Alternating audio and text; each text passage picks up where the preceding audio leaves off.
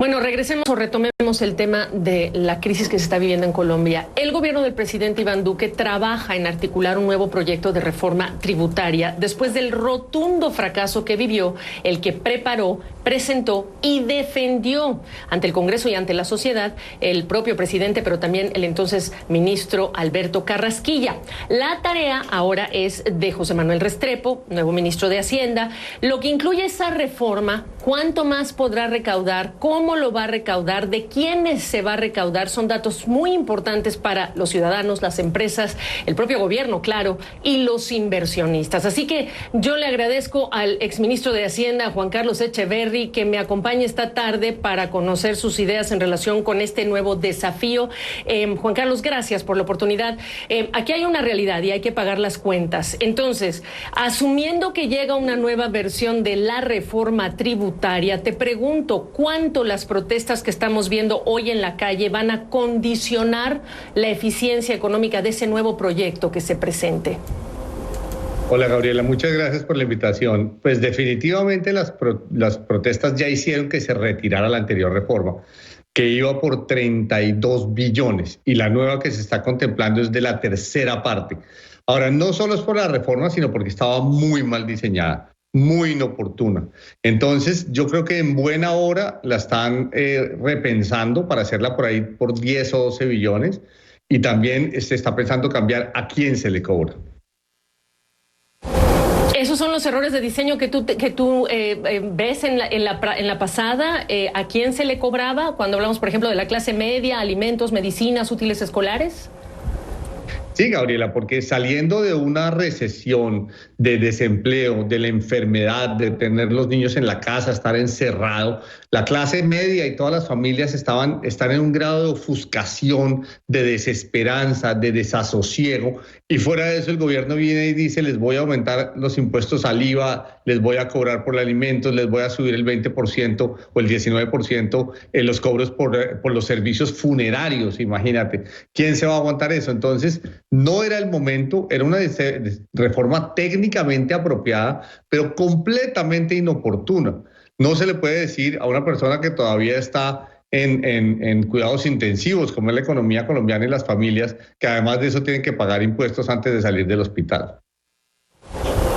Perdóname que lo pregunte así, pero ¿qué sirven los títulos de economía con maestrías o doctorados de los funcionarios públicos cuando esto que acabas de describir parecería muy lógico en un mundo que se tuvo que frenar por la pandemia, y en el caso particular de Colombia, cuando estamos hablando nuevamente de situaciones difíciles por los contagios?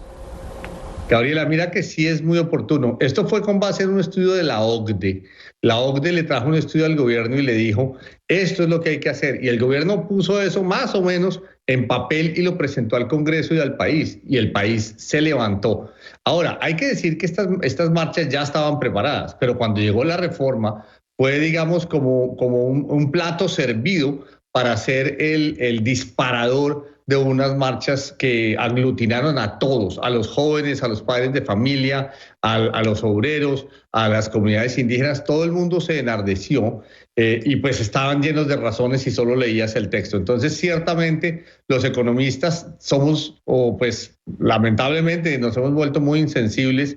Eso hay que cambiarlo. Los economistas tenemos que ser sensibles frente al sufrimiento social, porque esto tiene consecuencias de largo plazo y genera una inestabilidad política que es muy grave para el gobierno y para el país.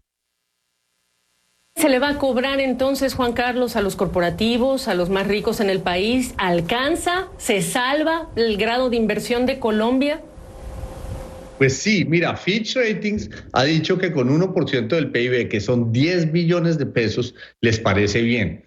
El gobierno debe hacerlo, y esto es muy importante como mensaje para el gobierno, ojalá nos oyeran, Gabriela, debe hacerlo permanente, no transitorio. El gobierno está diciendo que por 3 años, no.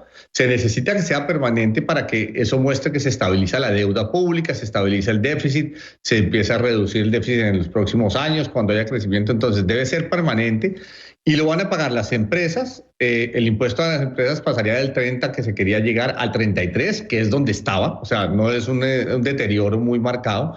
Se le va a quitar un descuento que se les daba por un impuesto local, y a las personas más ricas de más de, digamos, $1,500,000 de patrimonio neto, se les va a poner un impuesto del 1% al año. De manera que con eso se recauda todo lo que se necesita y es una reforma que es potable para la sociedad porque las empresas lo pagarían y ya han dicho que ellos están dispuestos a pagarlo, y potable esperamos para el Congreso.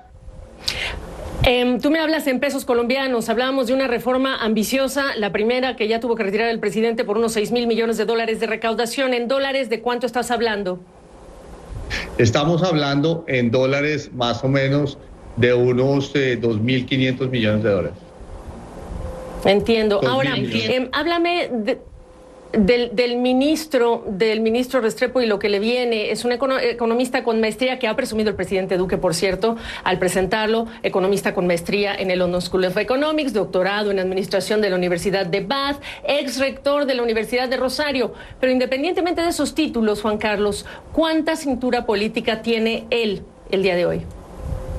Pues tuvo una muy buena movida, que fue que trajo de viceministro al que antes era, de hecho, cuando yo era ministro, él era director de presupuesto.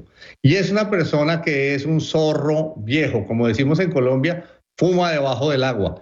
Entonces, esta persona conoce muy bien al Congreso, se llama Fernando Jiménez, el Congreso lo conoce muy bien a él, y yo estoy seguro que el ministro, que es una persona razonable, que puede llegar a acuerdos, y su viceministro, Fernando Jiménez, van a tener una acogida en el Congreso y van a poder adelantar las conversaciones y esas negociaciones tan duras que se dan ahora para sacar esto al otro lado. Es un equipo bueno, definitivamente bueno, y bueno, yo les deseo lo mejor en esta tarea, pero deben tener metas muy precisas, muy pragmáticas, y no sobreactuarse, ir por lo que se necesita y nada más. Y quizá comunicar mejor con la población, que esa es la otra parte importante de esto que decías tú como ministros de Finanzas. Juan Carlos, gracias por la oportunidad de esta perspectiva. Gracias a ti, Gabriela, un placer.